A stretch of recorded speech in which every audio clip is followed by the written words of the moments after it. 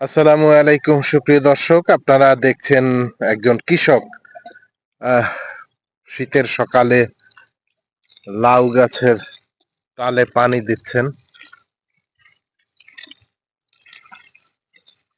এই যে লাউ গাছের গোড়ায় পানি দিয়ে দিচ্ছে। এখানে অনেক লাউ গাছ দেখতে পাচ্ছেন আপনারা। এই যে প্রচুর লাউ গাছে লাউ এর ফুল ধরেছে।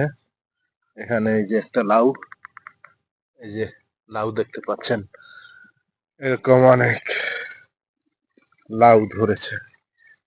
এখানে কুমড়া গাছের গোড়ায় পানি দেওয়া হচ্ছে। এই যে